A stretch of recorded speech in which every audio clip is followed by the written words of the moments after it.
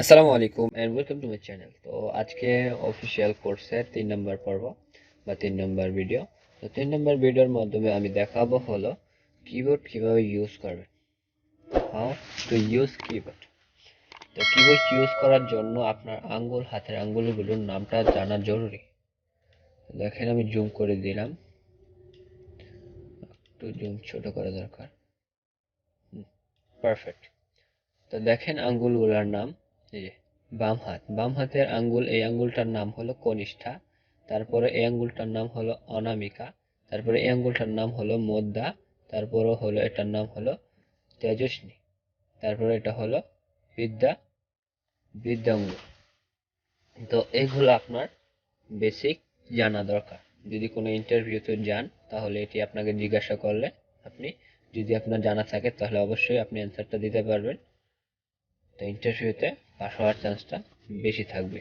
তো আশা করি এই প্রশ্নগুলা বা এইগুলা আপনারা পড়ে বা আপনারা বুঝবেন, আপনারা পড়ে মুখস্থ করে রাখবেন। কনিষ্ঠা, অনামিকা, মধ্যা, তেজস্বিনী, বৃদ্ধাঙ্গুল। তো দেখেন সেম একই, ডান হাতেরও কনিষ্ঠা, অনামিকা, মধ্যা, তেজস্বিনী, বৃদ্ধাঙ্গুল।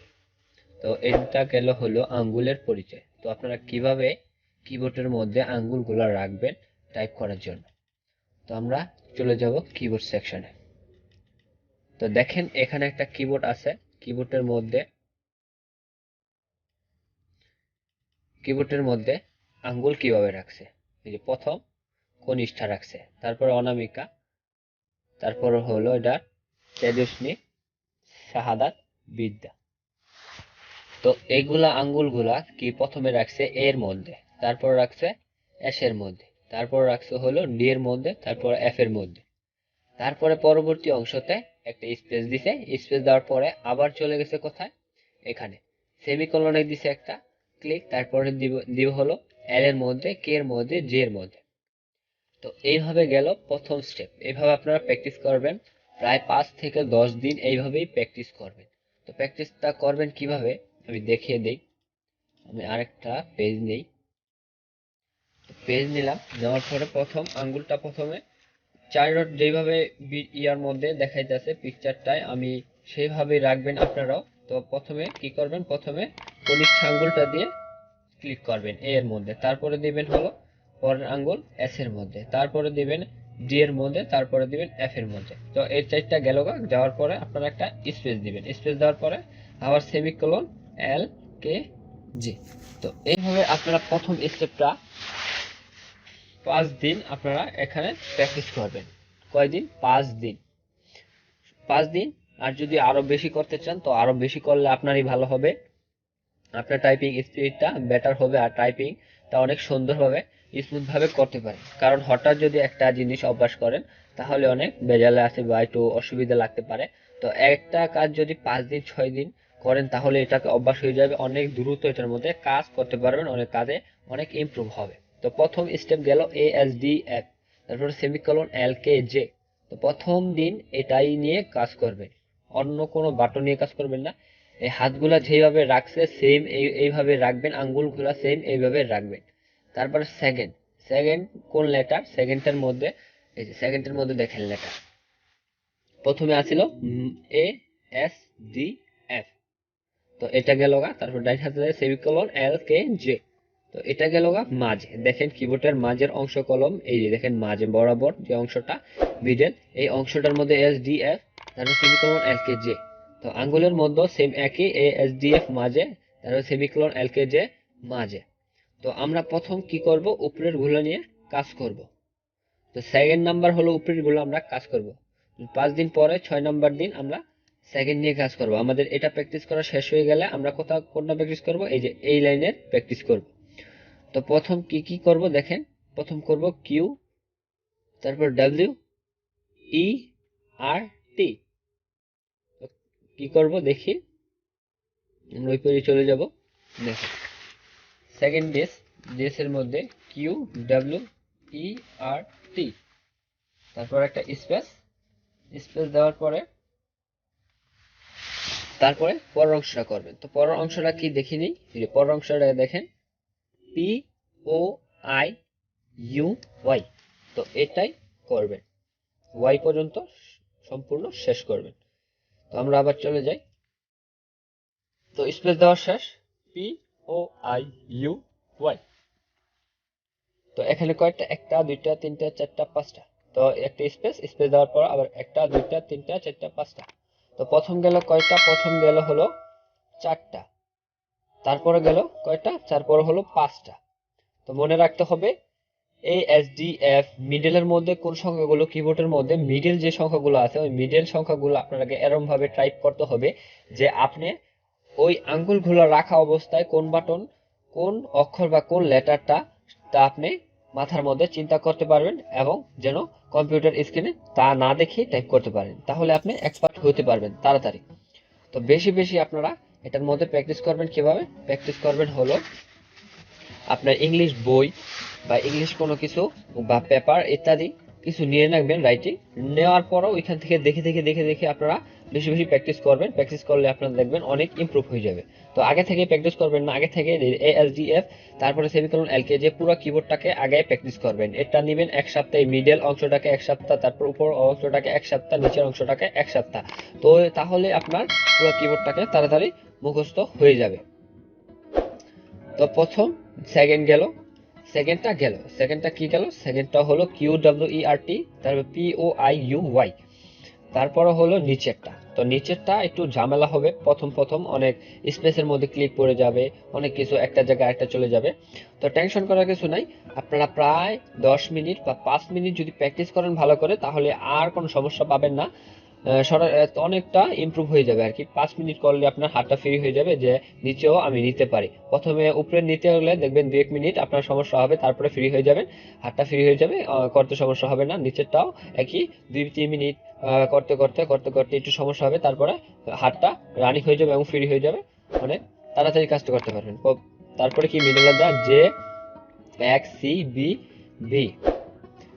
তো আমরা চলুন আমরা টাইপ করে দেখাই। তো সেকেন্ড, থার্ড নাম্বার হলো জেড এক সি বি ভি, তারপর একটা স্পেস। তো স্পেস দেওয়ার পরে আমরা আবার চলে যাব। তো তারপরটা কি দেখেন, তারপরে এখান থেকে হইলো স্ল্যাশ, তারপরে ডট, কমা, তারপরে এম এন। তো আমরা চলে যাব, যাওয়ার পরে এখান থেকে কি করব, এম এন, দেখেন সম্পূর্ণ এখানে সাবমিট হয়ে গেছে। তো এখানে আমরা গুনি কয়টা, একটা, তারপরে দুইটা তিনটা চারটা পাঁচটা। তো এখানে গুনি একটা দুইটা তিনটা চারটা পাঁচটা। তো এখানেও পাঁচটা, এখানেও পাঁচটা। তো শুধু উপরটার মধ্যে এক নাম্বার যে ইয়াটা আছে টাইপের যে উপরের এক নাম্বারটা, তো এক নাম্বারটার মধ্যে শুধু থাকবে হলো কয়টা, চারটা, অনলি চারটা, অনলি চারটা। তারপরে সেকেন্ড যেটা হলো সেকেন্ডটার মধ্যে থাকবে হলো আপনার পাঁচটা,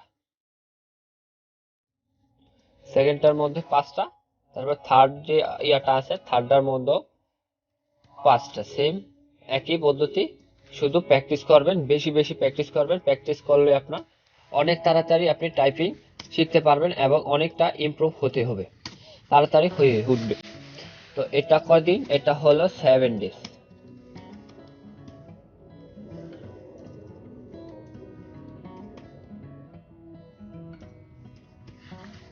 এটা হলো 7 ডেজ,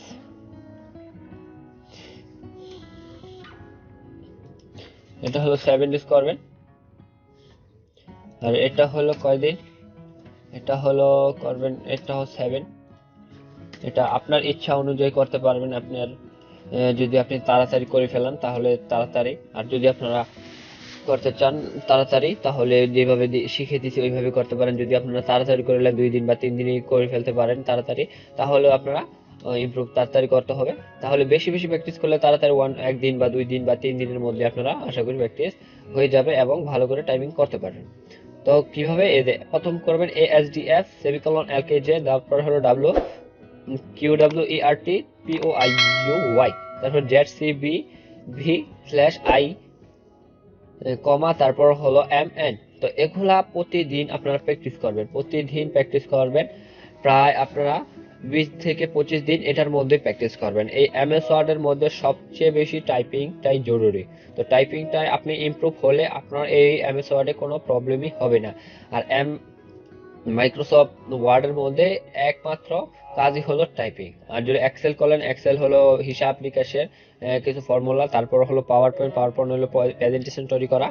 তো আমরা প্রথম কি করব, আমাদের কাজই হলো আমরা প্রতিদিন আধা ঘন্টা বা 20 মিনিট বা 30 মিনিট বা 40 মিনিটের মতো আমরা প্রতিদিন প্র্যাকটিস করব। তো প্রতিদিন প্র্যাকটিস করলে 7 দিন প্র্যাকটিস করলে আমাদের এনাফ টাইপিংটা শেখার জন্য। দেখেন, আর বেশি বেশি প্র্যাকটিস করবেন তো বেশি বেশি আপনার স্পিডটা অনেক ডেভেলপ হবে। তারপরে কি এখানে কিছু আর্টিকেল আছে কিবোর্ডের কাজ কি। তো কিবোর্ডের কাজকে এখানে নিচে বিশ্লেষণ করা আছে, আমি একটু পড়ে নিই, পরে আপনাদেরকে শোনাই। কিবোর্ড কিবোর্ড এর কাজ কি এ বিষয়ের নিচে কিছু বিস্তারিত আলোচনা করা হয়েছে। কিবোর্ড আমাদের মূলত ব্যবহার করি কম্পিউটারে টাইপিং করার জন্য। কিবোর্ডের মাধ্যমে আমরা খুব সহজে যে কোনো অক্ষর, শব্দ, সংখ্যা আর অনেক কিছু লিখতে পারি।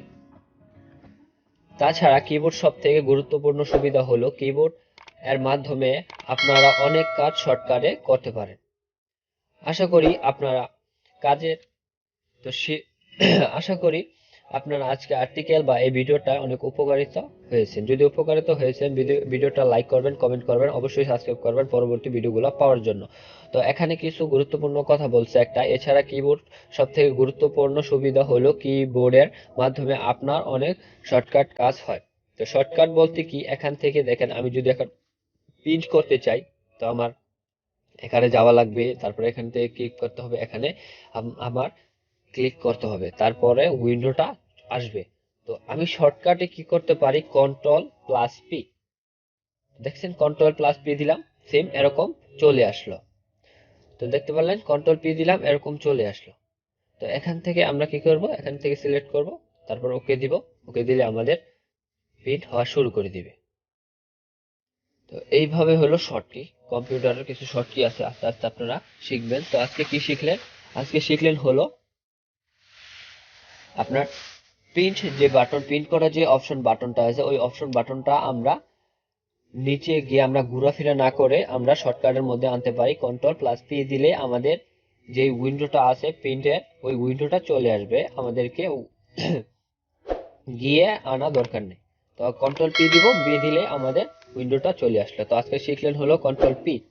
তারপরে বাকি আরো আস্তে আস্তে আপনারা শিখবেন। তো ভিডিওটা ভালো লাগলে অবশ্যই লাইক এবং কমেন্ট করে দিবেন। আর পরবর্তী ভিডিওগুলোর দেখার আমন্ত্রণ রইল। Thank you for watching this video.